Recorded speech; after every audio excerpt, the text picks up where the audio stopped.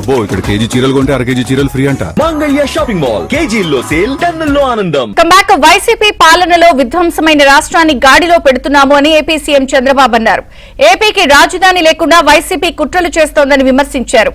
పర్యటనల పేరుతో జగన్ అరాచకం చేస్తున్నారని ఆరోపించారు. రప్పా రప్పా అంటూ వైసీపీ శ్రేణులు రోడ్లపైకొచ్చి వీరంగం సృష్టిస్తున్నారని మండిపడ్డారు. లా అండ్ ఆర్డర్ కు విఘాతం కలిగిస్తే ఊరుకునేది లేదని సీఎం చంద్రబాబు హెచ్చరించారు. ప్రారంభించాయి చూస్తే వీళ్ళకు దిక్కు దాల్చడం లేదు, అసూయ పెరిగింది. ఇప్పుడు వాటికన్ సిటీ అంట, నాకు అది అర్థమే కావడంలా. మ్యావిగన్, వాటికన్ సిటీ తరహాలో మ్యావిగన్. ఏ ఒక్క వ్యక్తి అయినా మ్యావిగన్ సహకరిస్తారా అని మిమ్మల్ని అడుగుతున్నా. మళ్ళీ మూడు ముక్కలాట కావాలా అని మిమ్మల్ని అడుగుతున్నా. రాజధానిని విధ్వంసం చేసుకుంటావా అని మిమ్మల్ని అడుగుతున్నా. ఒక వ్యక్తికి ఇల్లు ముఖ్యం, రాష్ట్ర సమాజానికి రాజధాని ముఖ్యం. డబ్బులు ఎక్కువ ఖర్చు పెడుతున్నారని మాట్లాడతారు, సన్నాయి నొక్కులు నొక్కుతారు. ఎవరైనా భూమి ఇస్తామంటే ఇవ్వనీయకుండా అడ్డంకులు సృష్టిస్తారు. ఎన్ని అడ్డంకులు సృష్టించినా నేను ఎక్కడా రాజీ పడను. రేపే మీరు చూస్తే 13వ తారీఖున రాజమార్గం యాక్సెస్ రోడ్డు, ఫస్ట్ రోడ్డు రాజధానిలో వస్తా ఉందని మీ అందరికీ హామీ ఇస్తున్నా. వీళ్ళు వచ్చి మళ్ళా అవినీతి జరిగిందని పేపర్ లీక్ అయిన మాట్లాడే పరిస్థితికి వచ్చారు. ఇంతవరకు ఒక్కరు కూడా బయట వాళ్ళు చెప్పలేదు. ఎవరు రాజకీయం చేశారంటే గొడ్డలి పార్టీ రాజకీయం చేసే పరిస్థితికి వచ్చారు. ఆ విషయం మీరు గుర్తుపెట్టుకోవాలి. దీనిపైన కోర్టుకు వెళ్లారు. కోర్టు మళ్ళా చీవాట్లు పెట్టింది, కొట్టేసింది. కానీ ఇప్పుడు కూడా ధర్నాలు చేస్తారు. ధర్నాలు చేసే వీళ్ళు చేసే పనులు మీరు చూస్తే ప్రజలకు ఇబ్బంది కలిగించాలని ప్రయత్నం చేస్తున్నారు. ఒక తరాన్ని నాశనం చేశారు. ఇంకొక పక్క ఇప్పుడు జంజీ అని మాట్లాడతారు. వీళ్ళు జంజీ కాదు, గొడ్డలి జే. జగన్మోహన్ రెడ్డి గొడ్డలి. నేను ఒకటే చెప్తున్నా, మీరు చేసే అరాచకాల్ని ఎట్టి పరిస్థితుల్లో ఉపేక్షించే సమస్య లేదు. ప్రజల బాగోగుల కోసం ఈ ప్రభుత్వం అవసరమైతే కఠిన చర్యలు కూడా తీసుకుంటారని మరొక్కసారి మీ అందరికీ హామీ ఇస్తున్నా. పేరు పొగాకు రైతుల కోసం చేసేది రౌడీజం. ఎక్కడికక్కడ రప్పా రప్పా అంటూ రోడ్డు మీదకి వస్తారు. వస్తే పర్వాలేదు, బ్రాందీ షాపుల్లో తాగిస్తారు. తాగిన వాడికి ఒళ్ళు పైన తెలియదు, బట్టలిప్పేసి రోడ్డు పైన ఎగరతాడు.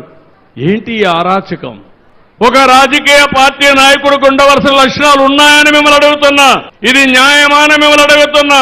ఈ ప్రభుత్వం కానీ చర్యలు తీసుకోకపోతే ఎవరికి రక్షణ ఈ రాష్ట్రంలో ఉంటుందని అడుగుతున్నా. వచ్చిన బ్యాచ్ పోయి టొబాకో ప్లాట్ఫామ్ మీద టొబాకో మొత్తం దొక్కేస్తారు, పొగాకు మొత్తం దొక్కేస్తారు. రైతులు కుయ్యో మొర్రో అంటే పట్టించుకునే పరిస్థితి లేదు.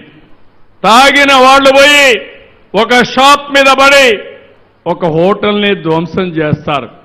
ఈరోజు చూశాను, వీళ్ళు ఇష్టానుసారంగా తోచుకొని పోతే ఒక అతను హాస్పిటల్లో అడ్మిట్ అయి ఈరోజు ఆయన చనిపోయాడు. ఎందుకు నేను ఈ విషయాలు చెప్తున్నానంటే, లా అండ్ ఆర్డర్ కాపాడవలసిన రాజకీయ పార్టీలు, సభ్యతగా ప్రవర్తించవలసిన రాజకీయ పార్టీలు అసభ్యంగా ప్రవర్తించే పరిస్థితికి వస్తున్నాయి. మనుషులు మామూలుగానే మహిళను ఎవరన్నా టచ్ చేస్తే మనం అందరం కూడా చాలా కోప్పడతాం. అవునా కాదా అని అడుగుతున్నా. వెక్కిలి చేష్టలు చేస్తారు, ఇష్టానుసారంగా చేస్తారు. కడానావిడిని మాఫ్ చేసేసి ఇష్టానుసారంగా అసభ్యంగా ప్రవర్తిస్తే కనీసం కండెం చేసే పరిస్థితి లేకుండా పోయింది. నేను అడుగుతున్నా మిమ్మల్ని, పోలీస్ ఆఫీసర్కి, మహిళా పోలీస్ ఆఫీసర్కే రక్షణ లేకపోతే మీకు రక్షణ ఉంటుందా? మహిళలు మీరే ఆలోచించమని కోరుతున్నా. మీకు రక్షణ కావాలన్నా లేదా అని అడుగుతున్నా. గంజాయి బ్యాచ్ కానీ రౌడీలు కానీ రెచ్చిపోతే మిమ్మల్ని కాపాడడానికి ఎవరుంటారని అడుగుతున్నా.